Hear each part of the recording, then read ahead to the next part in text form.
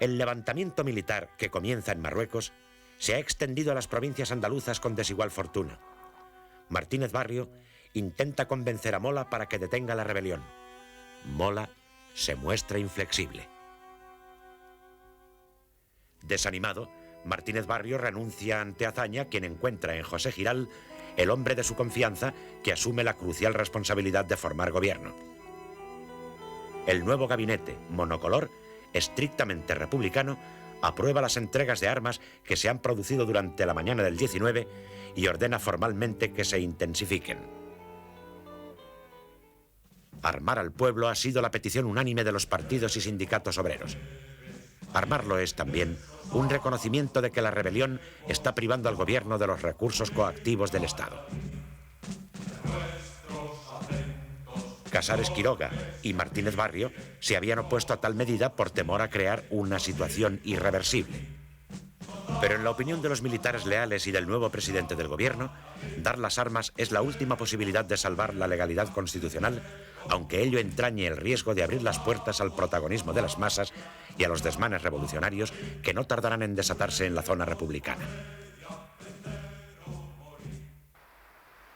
Los oficiales de la Marina de Guerra son partidarios del alzamiento y están al corriente de sus preparativos. Pero un radiotelegrafista de la Armada, el auxiliar Benjamín Balboa, va a impedir que la Marina se sume a la sublevación. Estando de servicio el 18 de julio en el Centro de Comunicaciones Navales de Madrid, capta el primer saludo de Franco al Ejército de África. El mensaje solicita retransmisión a través de la vía oficial a los diversos mandos militares peninsulares. Balboa da cuenta de ello a las autoridades del ministerio, impide que el mensaje de Franco se retransmita y detiene al oficial que intenta hacerlo. Entra en contacto con los radiotelegrafistas de la escuadra, en general adictos a la República, y consigue que la mayoría de los barcos y de las bases navales se mantengan en contacto permanente con el gobierno y obedezcan sus instrucciones. Balboa y sus compañeros evitan que la rebelión militar incline las unidades navales en contra de la República. Frente a Melilla están concentrados en la mañana del 18 de julio los destructores Sánchez Barcaiztegui, Lepanto y Almirante Valdés. Captan la proclama de Franco incitando a la rebelión y asimismo la orden de Madrid de abrir fuego sobre los centros militares de la ciudad. No cumplen ninguna de las dos. En el Sánchez Barcaiztegui y en el Almirante Valdés, la marinería se hace con el control y arresta a los mandos. El Lepanto pone rumbo a la capital malagueña en la errónea creencia de que allí ha triunfado la sublevación, pero a su llegada en la madrugada del 20, los oficiales son detenidos. En el destructor Churruca, que ha trasladado a Cádiz el 19 un contingente de tropas rebeldes africanas, la marinería se opone a los sublevados. La oficialidad es arrestada y el buque toma rumbo a Málaga. Tanto los oficiales del Churruca como los del Lepanto y los del Sánchez Barcaiztegui son confinados en el mercante JJ Sister y serán juzgados el 20 de agosto, siendo fusilados en su mayor parte.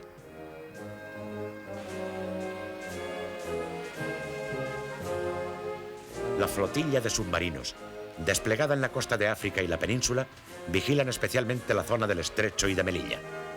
Su jefe procura, mientras mantiene el mando, que los sublevados conozcan en todo momento la posición de los sumergibles hasta que los amotinamientos ocurridos a partir del día 20 desembocan en la detención de la oficialidad.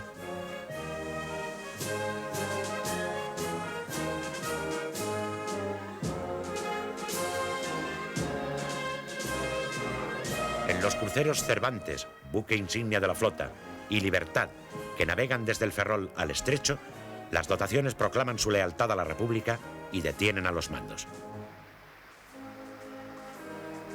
El comandante del acorazado Jaime I, Joaquín García García del Valle, alberga el propósito de entrar en Ceuta para embarcar tropas de la Legión y trasladarlas a la península.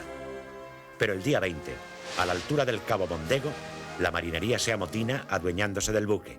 En el choque mueren 2 oficiales y son heridos varios más.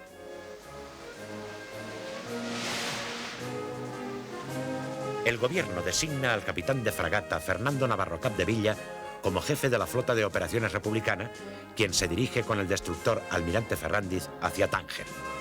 De este modo, el día 21 se halla concentrado en este puerto el grueso de la fuerza naval republicana.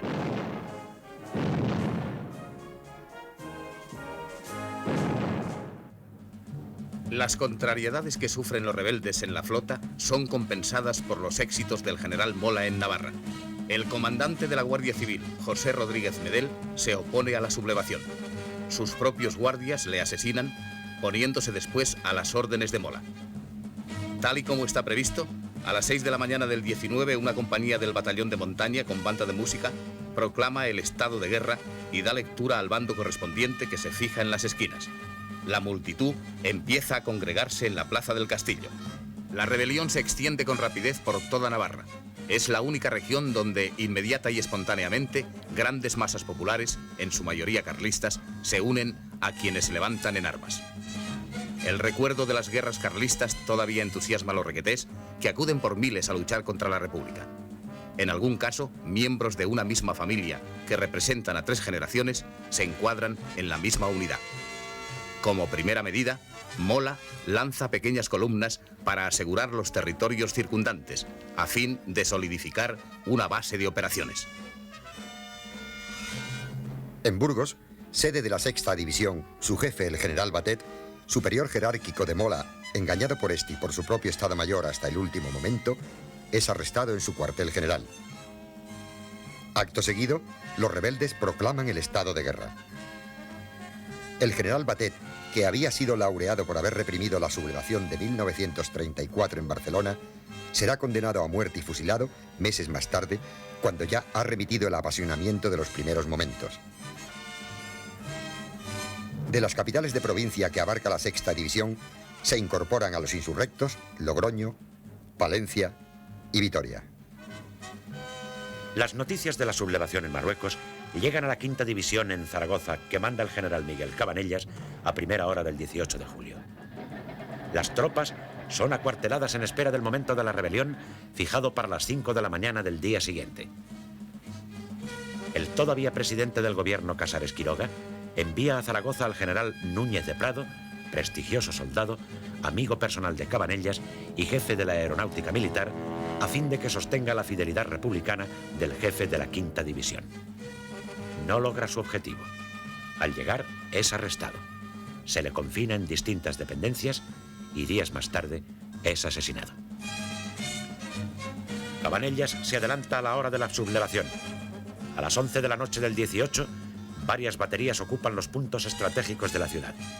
Se detiene inmediatamente a casi 400 sindicalistas y dirigentes del Frente Popular, lo que desarticula toda posibilidad de resistencia. El triunfo de la sublevación en Zaragoza es una dura pérdida para la CNT, que tiene en la capital aragonesa uno de sus núcleos más fuertes. En las primeras horas de la madrugada del 19, y con el ritual de costumbre, se declara el estado de guerra y se ocupan los centros oficiales. Escasos civiles se suman al pronunciamiento. El 20 de julio, la huelga general paraliza la ciudad, que vive sumida en la incertidumbre. Aviones procedentes de Barcelona arrojan bombas que causan alguna víctima y ligeros daños. Una de las bombas cae sin explotar sobre la Basílica del Pilar. De este hecho, la propaganda extrae la conclusión de que la Virgen está con los rebeldes. Poco después, se la nombra capitana generala. El general Cabanellas cumple sus compromisos con el general Mola y ordena transportar armamento y municiones a Pamplona.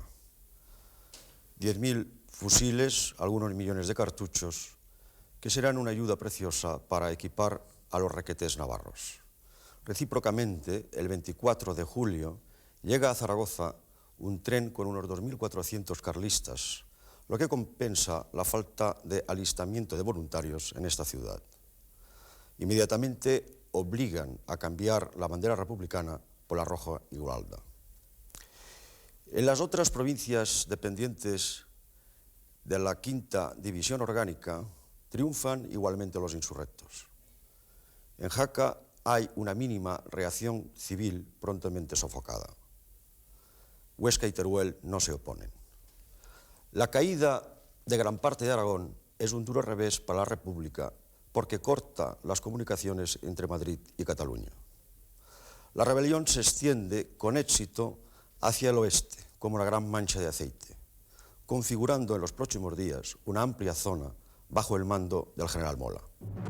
Para sublevar la guarnición de Valladolid, Mola ha designado al general de división Andrés Ayguet, quien, acompañado por el general de brigada Miguel Ponte, se presenta en la plaza el día 18. Ninguno de ellos tiene en tales momentos mando de tropas. El general Nicolás Molero, jefe de la división, recibe la visita de los sediciosos, quienes le sugieren una fórmula transaccional de entrega del mando. Molero pide tiempo para reflexionar. Solo cuenta con sus ayudantes, los comandantes Riobó y Liberal. En circunstancias todavía no esclarecidas, se llega a un tiroteo en el interior del despacho, en el que mueren los dos ayudantes y resulta herido el propio Molero.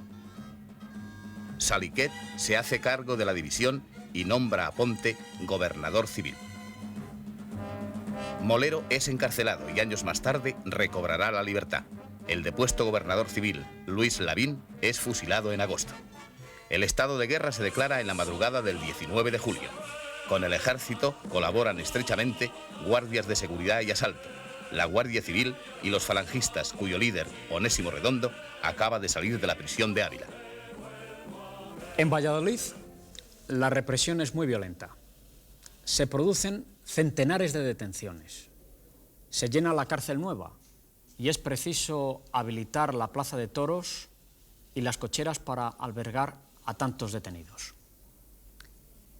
Comienzan los paseos y los asesinatos de los elementos de izquierda. En esta sucia tarea corresponde un papel relevante a la Falange, apoyada por la autoridad militar. La intensidad de la represión es tal que la prensa publica un llamamiento pidiendo al público que no acuda a presenciar las ejecuciones. También el general Mola solicita discreción al respecto.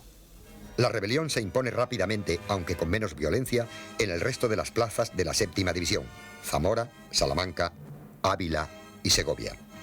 Consecuencia de la sublevación es el triunfo del alzamiento en Cáceres, que pone en manos de Mola una zona limítrofe con Portugal y ofrecerá más adelante la posibilidad de enlace del Ejército del Norte con las tropas rebeldes que suban desde Sevilla. El alzamiento triunfa completamente en Galicia. Ello trae consigo dos importantes consecuencias para el consolidamiento de los sublevados. En primer término, el control de una comarca muy rica en recursos económicos y demográficos. En segundo lugar, el control de toda la fachada occidental del país, desde Huelva hasta Lugo, sin solución de continuidad. En el plano militar, estratégicamente hablando, el dominio de la importante base del Ferrol, donde se están construyendo precisamente algunas unidades militares, tiene también una gran trascendencia para la causa sublevada. Hasta el 21 de julio, los mandos de esta importante base naval permanecen a la expectativa hasta el tener noticias fidedignas de lo acaecido en el norte de África. El día 21, la sublevación de la Guardia Civil hace entrar la situación por derroteros imprevisibles. El jefe del arsenal contraalmirante Antonio Azarola, católico acendrado, cuya actitud ha sido pasiva, es juzgado en Consejo de Guerra y condenado a muerte. En La Coruña, como en muchas otras capitales, la rebelión se inicia con la bandera tricolor, el himno de Riego y el grito de ¡Viva la República! El alcalde desaconseja armar al pueblo. El gobernador civil resiste en el edificio del gobierno con varios mandos de la Guardia de Asalto, pero la unión de la Guardia Civil a los rebeldes empeora la situación. La falange local, armada rápidamente y encabezada por el dirigente santanderino Manuel Edilla, resulta de gran ayuda al ejército para acabar con la escasa resistencia. El gobernador, Pérez Carballo, y muchas otras personas que no se unieron a la rebelión son fusilados poco más tarde en Punta Herminia. En Pontevedra, el ejército se mantiene al principio en calma, pero la adhesión de la Guardia Civil a la insurrección decide el triunfo de esta tras una tímida resistencia civil. En Vigo es una unidad de infantería la que proclama el estado de guerra y responde con fuego a quienes insultan al oficial que la manda. En las afueras de la ciudad aparecen pequeños conatos de resistencia brutalmente reprimidos. Incluso los civiles que se rinden son pasados por las armas. En Orense, el cambio de situación política se desarrolla sin dificultades, al igual que en Santiago de Compostela, donde las autoridades civiles hacen una oposición puramente simbólica. La represión será especialmente severa en Galicia. A pesar de que 3 de ellos solamente han tenido una actitud pasiva, sus 4 gobernadores civiles serán fusilados. Se calcula que hasta fines de diciembre de 1936 el número de represaliados alcanza la cifra de 2.500. Especialmente trágico y doloroso será el caso de doña Juana Capdevila, esposa del gobernador civil de La Coruña. Es acusada, a pesar de encontrarse en estado de buena esperanza, de haberse levantado en armas contra la rebelión, y es asesinada en una cuneta, acribillada a balazos. No es de extrañar que ante estos acontecimientos un gran número de partidarios de la República huyan a las zonas montuosas y allí configuren unas guerrillas que mantendrán una gran y heroica resistencia. La rápida propagación del golpe militar fracasa en Asturias, salvo en Oviedo y Gijón, las 2 únicas ciudades con tropas. El gobernador militar de Oviedo y jefe de la guarnición es el coronel Antonio Aranda, hombre de reconocidas simpatías republicanas. Al llegar las noticias de la sublevación del protectorado, Aranda se reúne con el gobernador civil y con los diputados socialistas Ramón González Peña y Belarmino Tomás. Les convence fácilmente de su lealtad al gobierno. Sugiere que se envíen columnas de mineros para aplastar a los rebeldes en otras ciudades, dado que en Asturias no hay peligro alguno. 2.500 mineros con 200 mosquetones salen de Oviedo por ferrocarril y carretera hacia el sur, con ánimo de llegar a Madrid. Todo ha sido una añagaza para alejar de Oviedo a una potente y bien fogueada fuerza obrera. El 20 de julio, cuando han marchado los mineros, Aranda proclama el estado de guerra a los acordes del himno de Riego. Se ocupa la emisora de radio. Los guardias civiles vencen la resistencia de los de asalto. En la cuenca minera se produce, mientras tanto, una movilización general. Cerca de 3.000 hombres marchan sobre Oviedo totalmente controlada por Aranda. No logran penetrar. La capital quedará aislada en zona republicana hasta que en octubre tropas procedentes de Galicia consiguen abrir un corredor de comunicación. En Gijón, el coronel Antonio Pinilla, jefe del regimiento de infantería, se une a la sublevación cuando conoce el éxito de Aranda en Oviedo. Pero muchos soldados desertan y Pinilla, al ver reducida su fuerza, debe replegarse. La falta de apoyo popular al golpe es evidente en Gijón. La multitud cerca los cuarteles de infantería y zapadores, distantes entre sí unos 300 metros. Los rebeldes aguantarán el asedio varias semanas. El resto del territorio asturiano permanece leal a la República. El fracaso parcial de los insurrectos en Asturias, donde Aranda puede sostenerse en Oviedo, se convierte en un revés total en Vizcaya y Guipúzcoa, que quedan a favor de la República. También una parte de Álava permanece fiel a la legalidad, aunque la capital es rápidamente controlada por los sublevados. En Vizcaya, gran parte de la oficialidad de la guarnición de Bilbao, empeñada en el golpe militar, no hace honor a su compromiso cuando llega el momento indicado. La Guardia Civil y la de asalto dominan rápidamente todo intento subversivo. Los jefes y oficiales considerados desafectos a la República son detenidos y los más destacados de entre ellos pasados por las armas. El gobernador civil, José Echeverría, autoriza la formación de milicias armadas y desde la presidencia del Comité del Frente Popular se hace cargo de la situación. Los nacionalistas vascos, superadas las reticencias de quienes prefieren mantenerse al margen del conflicto, optan por la defensa del régimen republicano. Esperan obtener el Estatuto de Autonomía, a punto de ser aprobado por las Cortes. Lo conseguirán en octubre. Esta decisión tiene trascendencia para el futuro, ya que hace posible la apertura del Frente del Norte con la consiguiente prolongación de la guerra. En San Sebastián, el comandante militar coronel León Carrasco ordena el 18 de julio el acuartelamiento de las tropas y se mantiene a la expectativa sin decidirse claramente. Se sublevan las fuerzas acuarteladas en Loyola y algunos elementos de la Guardia Civil. De los cuarteles de Loyola sale una columna que no llega a penetrar en la ciudad, ya que milicianos procedentes de Éibar se han anticipado, tomando el Gran Casino y la comandancia militar. Los rebeldes son pronto sitiados. La aviación gubernamental bombardea el cuartel del que los soldados desertan continuamente. Y los sublevados se rinden el 28. En Santander la situación está indecisa hasta el día 25. Pero finalmente, sin disparar un solo tiro, la ciudad queda en poder de las fuerzas leales. El norte de España está en poder de la República. Es una franja que se inicia en Gijón, pasa por Santander y continúa por Bilbao hasta la frontera con Francia en Irún.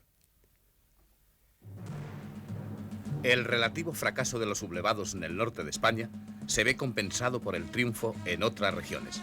El caso de Baleares es particularmente interesante. El 18 de julio por la mañana llegan a las islas las noticias del alzamiento en Marruecos.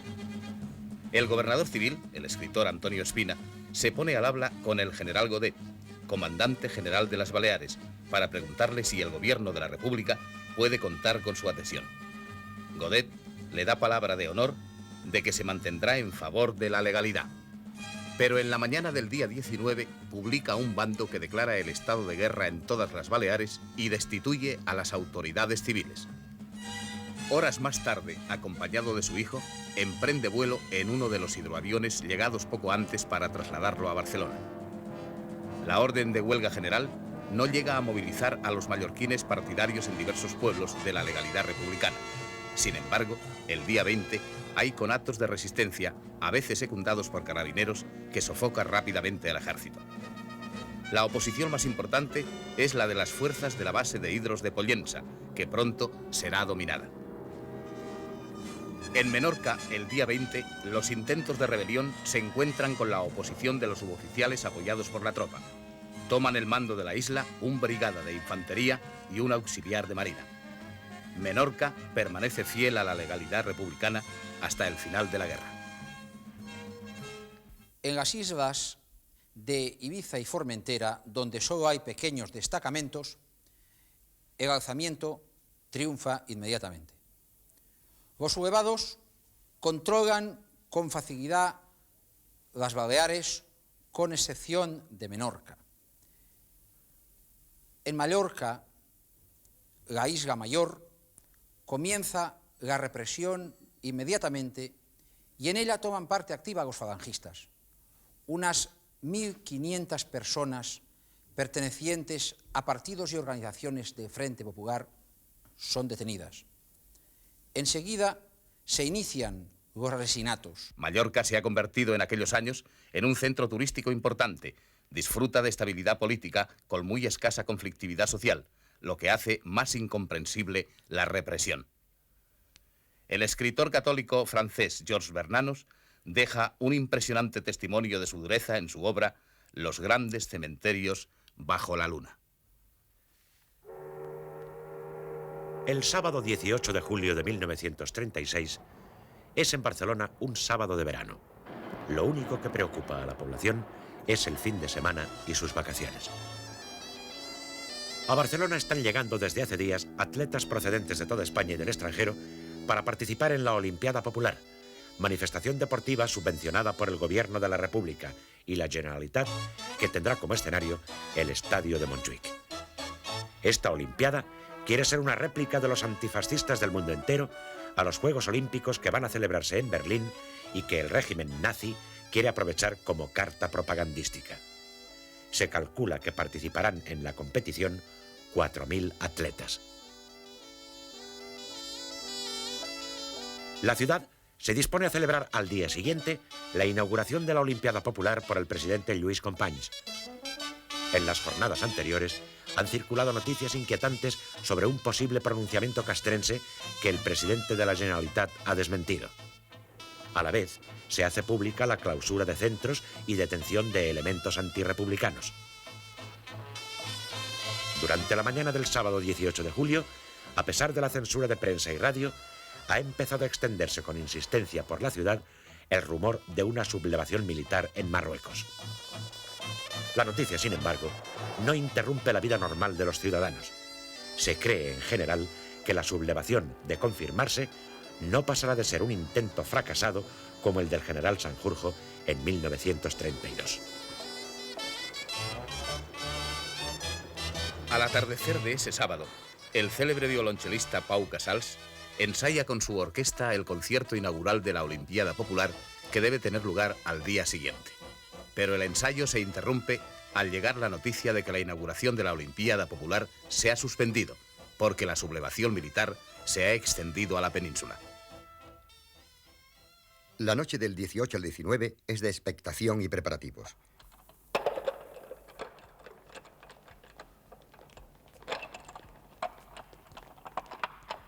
A los cuarteles de la ciudad van acudiendo elementos civiles comprometidos en la sublevación.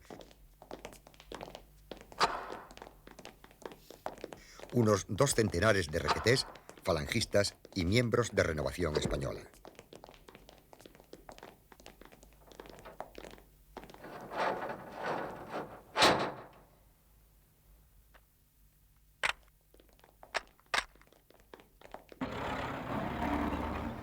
El comisario general de Orden Público, capitán Escofet, y su colaborador, el comandante Guarner, ponen en marcha el plan previsto para dominar la sublevación que se espera. En los locales de los partidos de izquierda y en los sindicatos se vela, mientras los militares se concentran. El gobierno de la Generalitat se ha negado hasta aquel momento a repartir armas al pueblo, porque confía en la lealtad de las fuerzas del orden público. Los anarquistas, sin embargo, se han apoderado de algún armamento procedente de barcos mercantes y armerías de la ciudad. Al despuntar el domingo 19, las tropas sublevadas, reforzadas con algunos elementos civiles, empiezan a salir de los cuarteles de forma escalonada. De Pedralbes sale el regimiento de infantería de Badajoz en formación de columna.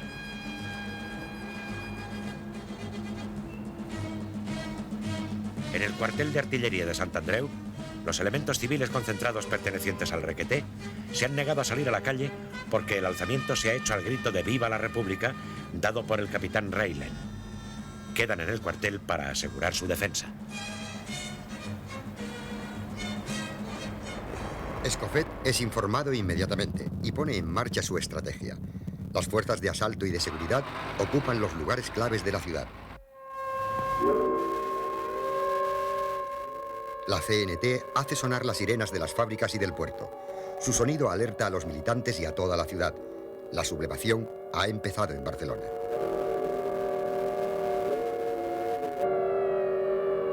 El plan de los sublevados es alcanzar desde la periferia, donde se encuentran los cuarteles, el centro de la ciudad y ocupar los puntos neurálgicos del poder: el Palacio de la Generalitat, la Consejería de Gobernación, la Comisaría General de Orden Público y la Plaza de Cataluña con la Telefónica, así como la jefatura de la división y el edificio de las dependencias militares situados frente al puerto. El plan operativo de los sublevados es el de un típico pronunciamiento del siglo XIX.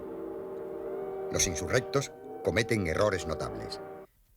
Por ejemplo, no intentan tomar las 2 emisoras de radio situadas a pocos metros de la Plaza de Cataluña.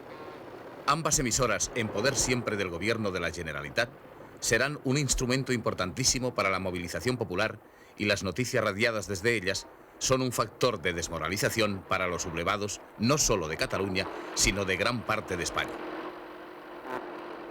El presidente Companys, para no encontrarse aislado en el Palacio de la Generalitat, se traslada a la Comisaría General de Orden Público, donde está el puesto de mando del capitán Escofet.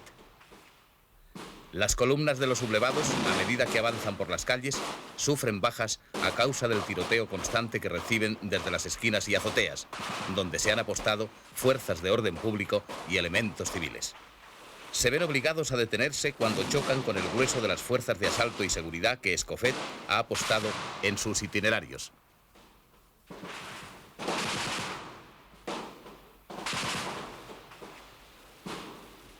Tienen lugar enfrentamientos importantes en el cruce diagonal Paseo de Gracia. Una parte de la tropa se refugia y se atrinchera en el convento de las Carmelitas de la diagonal Lauria. Otra parte intenta marchar hacia la Comisaría General de Orden Público en Vía Layetana, pero es disgregada cerca del Hotel Ritz, donde algunos sublevados se hacen fuertes. La acción de las fuerzas leales es apoyada por los voluntarios civiles, que se incorporan armados o que van equipándose con las armas tomadas a los rebeldes. Entretanto, las fuerzas de artillería del cuartel de los Docks, que con algunas piezas y ametralladoras avanzan por la avenida Icaria, se ven detenidas por las fuerzas leales parapetadas en los edificios circundantes, y en especial tras una enorme barricada de bobinas de papel construida por los portuarios. El fuego de los guardias de asalto y de numerosos paisanos voluntarios se ceba en los sublevados y derriba las caballerías que transportan los cañones. El capitán López Varela, uno de los puntales de la rebelión, cae herido. Los guardias de asalto y trabajadores que les apoyan se apoderan de los cañones de la primera batería. El pueblo arrastra en triunfo las piezas por las calles hasta el cuartel de la Guardia de Asalto de la Barceloneta. Esta acción se convierte enseguida en un hecho mítico. En el paralelo, los rebeldes ocupan el local del sindicato de la madera cenetista. Los obreros luchan por recuperarlo y una parte de la tropa cae prisionera. Fuerzas de a pie y a caballo, acompañadas de elementos civiles, llegan a la plaza de la universidad, que ocupan tras vencer la resistencia de las fuerzas leales y populares.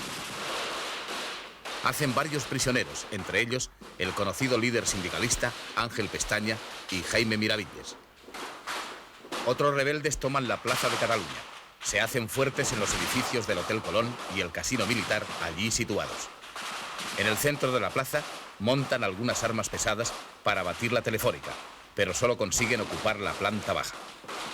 Desde las plantas superiores y vías cercanas, como la Rambla, las fuerzas leales continúan hostigando a los sublevados. El comandante López Amor, jefe real de la sublevación, cae prisionero.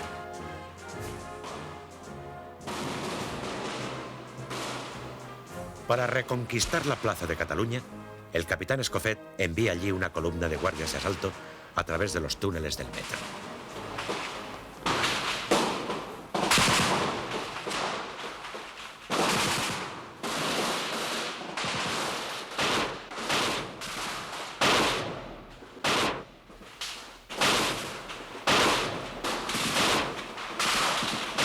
Su aparición sorprende a los sublevados y les obliga a replegarse. La situación general continúa manteniéndose indecisa. El capitán Escofet toma una decisión muy importante: que intervenga la Guardia Civil.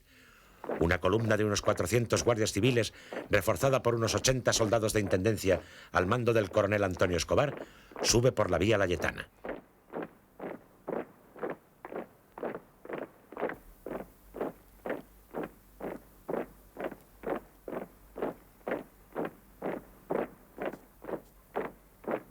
Llega frente a la Comisaría General de Orden Público.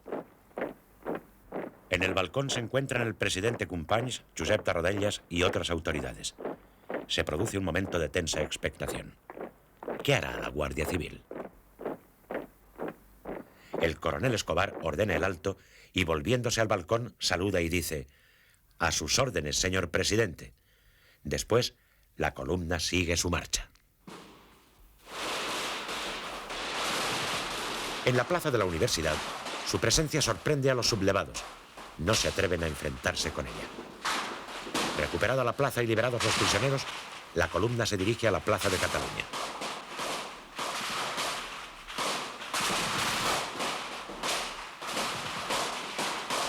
Su llegada desconcierta a los sublevados, que pierden el centro de la plaza y resisten en el Hotel Colón y en el casino militar.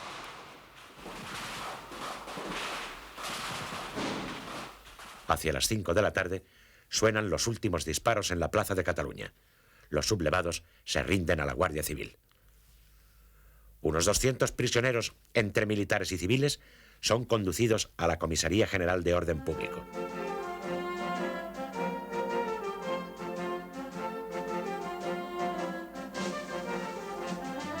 Recuperada la plaza de Cataluña, fuerzas de asalto y civiles armados, con uno de los cañones conquistados, atacan a los sublevados que se han hecho fuertes en el Hotel Ritz.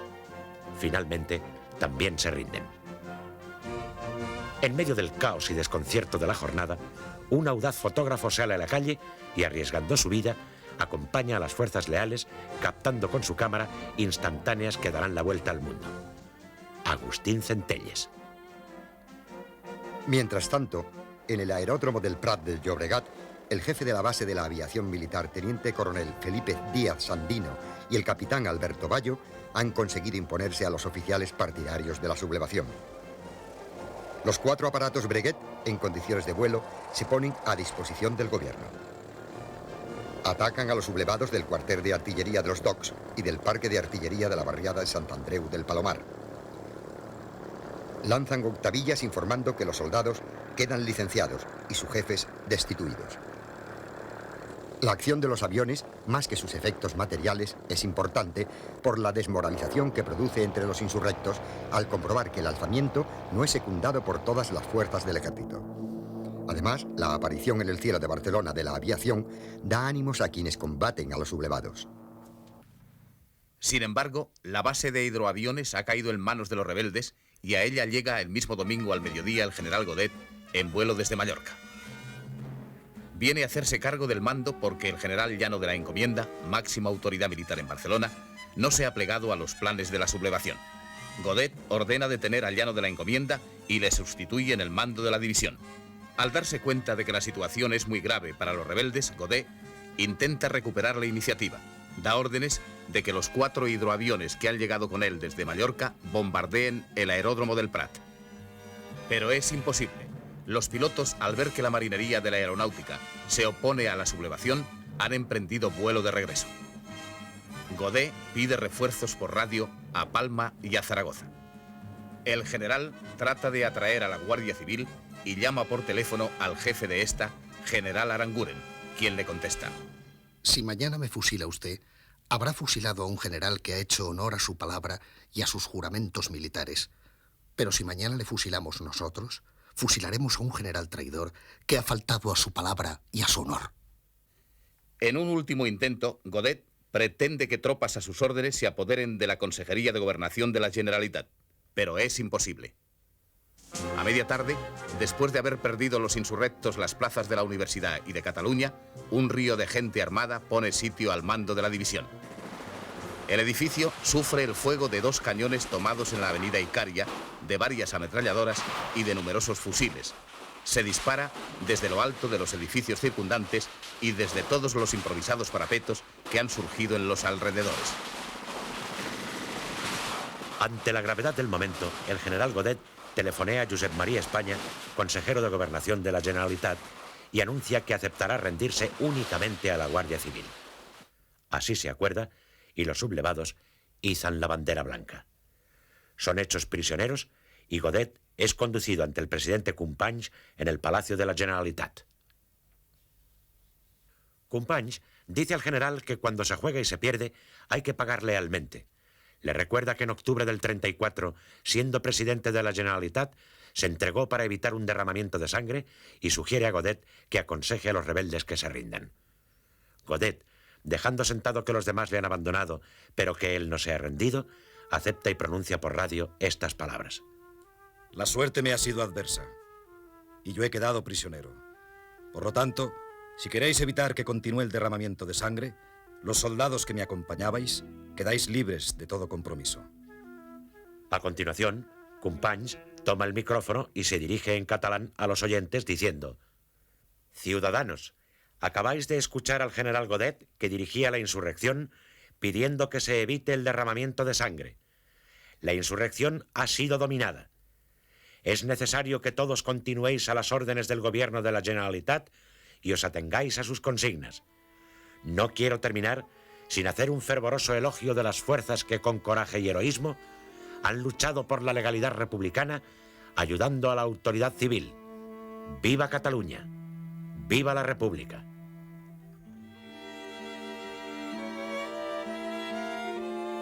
A continuación, el general Godet y sus acompañantes son trasladados al barco Uruguay, convertido en prisión.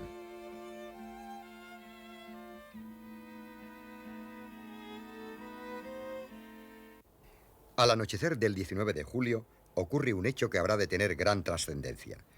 Al ver fracasar la insurrección, las fuerzas militares y civiles que defendían los cuarteles y la amaestranza de la barriada de Sant Andreu de Palomar los abandonan. Una gran multitud se apodera de 30.000 fusiles y el restante armamento depositado en el parque. Casi todo este material cae en manos de la CNT, de la FAI y de numerosos incontrolados, quienes contarán así con un equipo superior al de las fuerzas de orden público de la Generalitat. Al terminar el día, la sublevación en Barcelona puede darse por vencida, a pesar de algunos focos de resistencia. En el resto de Cataluña, las guarniciones rebeldes deponen su actitud y van rindiéndose progresivamente. Al amanecer del lunes 20, solo resisten en Barcelona 3 reductos. Las dependencias militares, el antiguo cuartel de las Atarazanas y el convento de los Carmelitas, donde se ha hecho fuerte la víspera un grupo de oficiales y soldados. Las tropas gubernamentales y los civiles armados mantienen el cerco. Aislados y hostigados continuamente, los sublevados en dependencias militares no tardan en rendirse. Las fuerzas de orden público se hacen cargo de los prisioneros. Entre los cadáveres se encuentra el del capitán Ramón Mola, hermano del general. Se ha suicidado. El cuartel de Atarazanas, cañoneado y bombardeado por la aviación, resiste heroicamente durante varias horas.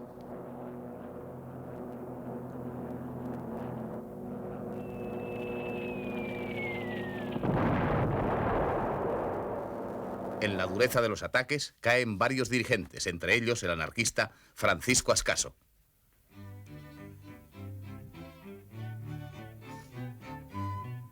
El teniente José María de Colubi, alma de la resistencia, pide rendirse a condición de hacerlo a las unidades de orden público. Pero al salir del edificio, grupos de anarquistas exasperados por la pérdida de su líder le dan muerte junto a otros defensores.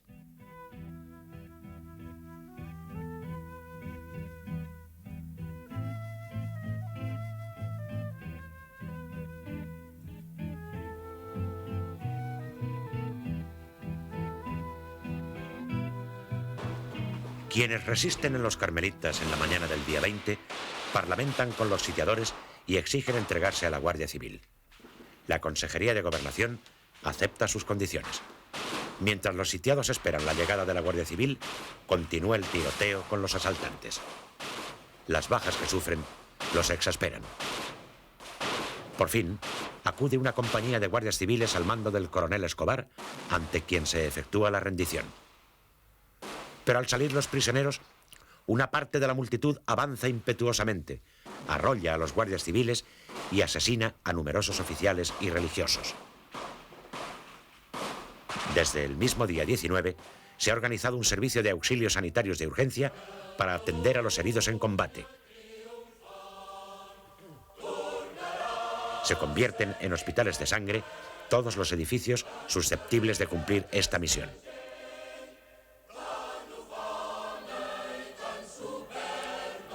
A mediodía del lunes 20, el alzamiento ha sido sofocado en Barcelona, pero inmediatamente van a vivirse las trágicas consecuencias de la sublevación.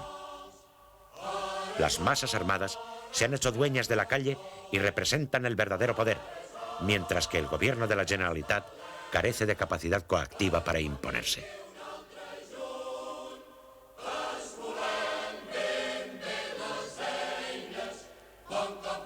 Se avecinan días de fiesta revolucionaria. Coches llenos de pintadas, rebosantes de rostros eufóricos con gorro miliciano y cañones de fusil que asoman por las ventanillas. Barcelona estalla en un mar de banderas rojinegras que se abren como flores calientes de verano.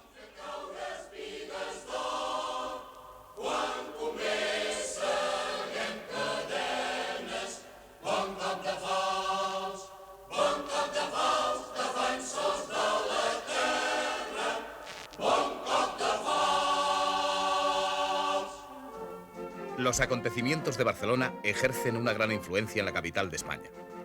Durante la mañana del domingo 19 se sabe en Madrid que en las calles barcelonesas se combate duramente. Se conoce asimismo que la sublevación va extendiéndose como mancha de aceite en Navarra, Castilla la Vieja, León, parte de Andalucía, Canarias, y Baleares. En los locales obreros hay grupos organizados paramilitarmente. La determinación del gobierno Giral de entregar armas al pueblo les permite transformarse en elementos de combate. El gobierno solo dispone de 5.000 fusiles completos.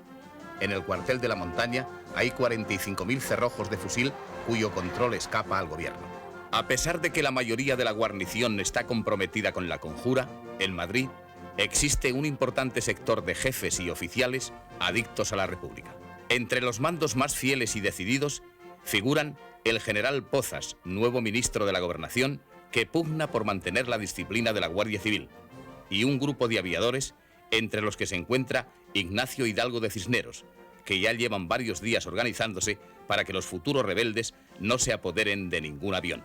Los aeródromos de Cuatro Vientos y Getafe quedan a las órdenes del gobierno. Según lo previsto por Mola, el general Rafael Villegas, disponible forzoso en Madrid, debía tomar el mando de la primera división orgánica. Sin embargo, el general Villegas se muestra indeciso. Es el general Joaquín Fanjul quien se pone al frente de la insurrección en Madrid, confiando al general Miguel García de la Herrán la misión de sublevar las unidades de Carabanchel. En la misma tarde del día 19, el general Fanjul entra en el cuartel de la Montaña y se hace cargo del mando. A lo largo del día se han ido concentrando en él militares retirados o sin destino, falangistas y monárquicos. Fanjul, rodeado de una oficialidad entusiasta, inicia la sublevación dictando el bando de guerra. Entre otras cosas dice: el ejército español, dispuesto a salvar a España de la ignominia y dispuesto a que no le sigan gobernando bandas de asesinos y organizaciones internacionales, toma por breve plazo la dirección política de España con el exclusivo objeto de mantener el orden público y el respeto a la propiedad y a las personas. Exhorto a los obreros a que mantengan una actitud patriótica de acatamiento, porque este movimiento tiende, en primer término, a librarnos de la dictadura de los hombres que os rigen y que os están sumiendo en la mayor miseria. Tened presente, obreros españoles, que el ejército, cuya masa sale de vuestra sangre, no os abandonará en la obra de justicia que hay que realizar. El bando concluye gritando: ¡Viva España! ¡Viva la República! ¡Viva el ejército! El general Fanjul cuenta con 150 jefes y oficiales, unos 1.400 hombres entre soldados y clases, y además los voluntarios que se le han incorporado. Sin embargo, renuncia a cualquier iniciativa y permanece en el interior del acuartelamiento. Su única acción es colocar 2 ametralladoras en la puerta. Cuando se corre por Madrid la noticia de que el cuartel de la Montaña está en rebeldía, se produce una movilización espontánea de masas que se dirigen hacia él. Todos van pletóricos de entusiasmo ante las noticias de que en Barcelona se está derrotando a los sediciosos. Una muchedumbre en la que se confunden guardias civiles, soldados, paisanos y guardias de asalto, apoyados por 2 cañones, uno de los cuales llega remolcado por un camión de cerveza, tirotea las fachadas del edificio. En la noche del 19, Dolores Ibarruri habla por la radio desde el Ministerio de la Gobernación en nombre del Partido Comunista. Apela textualmente a todos los trabajadores sin excepción a que ocupen un puesto en el combate para aplastar definitivamente a los enemigos de la República y de las libertades populares. El cuartel, a más baja altura que los edificios circundantes, es dominado desde sus terrazas. Se colocan potentes altavoces por los cuales se dice a los soldados que el gobierno de la República los ha licenciado y que pueden salir y marcharse a sus casas. El entusiasmo popular en los alrededores es enorme. Un avión arroja sobre el cuartel octavillas en las que se insta a la rendición. Se hace fuego de artillería. Poco después, una bomba de aviación cae en el centro del patio. La moral de los asediados se derrumba, aunque Fanjul les dice que una columna de Mola avanza rápidamente hacia Madrid. Los sitiadores envían un emisario para intentar que los sitiados se rindan, pero el coronel Serra, que manda a la tropa, se niega. Entonces se reanuda el bombardeo y ello causa desconcierto entre los asitiados e indisciplina entre la tropa. De una ventana aparece colgada una bandera blanca y varios soldados abandonan el cuartel corriendo. Entonces los sitiadores creen que la tropa se rinde y avanzan hacia el edificio. Le reciben varias descargas cerradas y las ametralladoras, instaladas en el interior del cuartel, hacen una masacre, con lo que se excita todavía más la cólera popular. Pero después de ello aparece una nueva bandera blanca, seguida de algunas más. Avanza disciplinadamente la Guardia Civil y penetra en el recinto. Detrás se lanza la masa enardecida.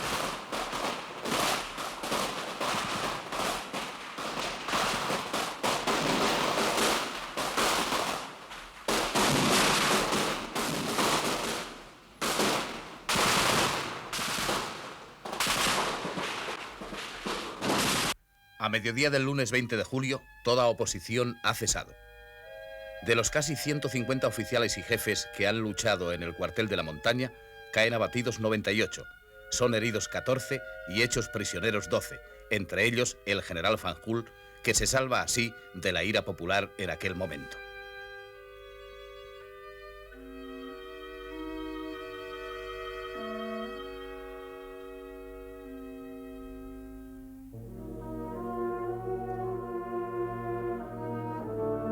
El número total de los que caen víctimas de la furia popular se estima en torno a los 300.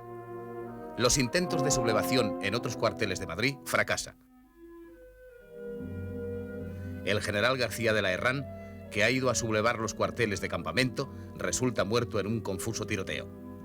Para el fracaso de la sublevación en Madrid es decisiva la fidelidad que guardan al gobierno la Guardia Civil, el Cuerpo de Seguridad de Asalto y la aviación. Solo un regimiento de Madrid consigue ponerse a las órdenes de Mola. Es el Regimiento de Transmisiones del Pardo, que huye en camiones a zona rebelde. Lleva como rehén a Francisco Largo, hijo de Largo Caballero, que cumple allí su servicio militar. Después de la toma del cuartel de la Montaña, la exaltación de la multitud es enorme, convencida de que el triunfo total sobre la rebelión es ya un hecho. Fuerzas diversas compuestas por elementos de la Guardia Civil, asalto, milicias populares y paisanos desfilan en la Puerta del Sol, aclamados por la muchedumbre.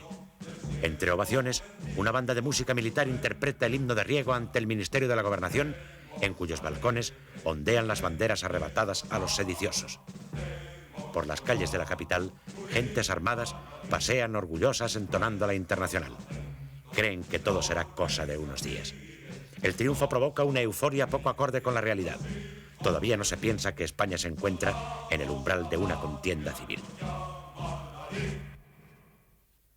Por encargo de Mola, el piloto José Antonio Ansaldo ha volado a Lisboa para llevar a Burgos al general Sanjurjo.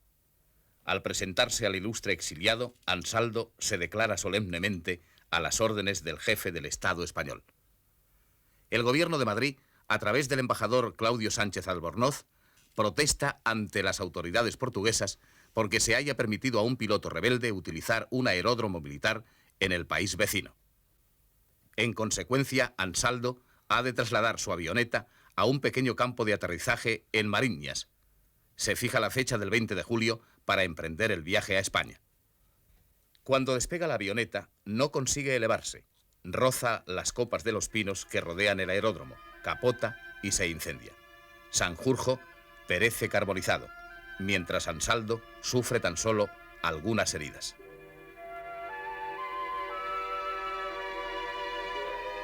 La súbita muerte del general consterna al círculo de conspiradores refugiados en Portugal, y su entierro es una manifestación de profundo duelo.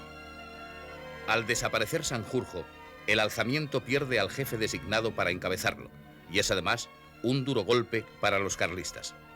La plana mayor de la conspiración antirrepublicana se ve considerablemente mermada en el mes de julio.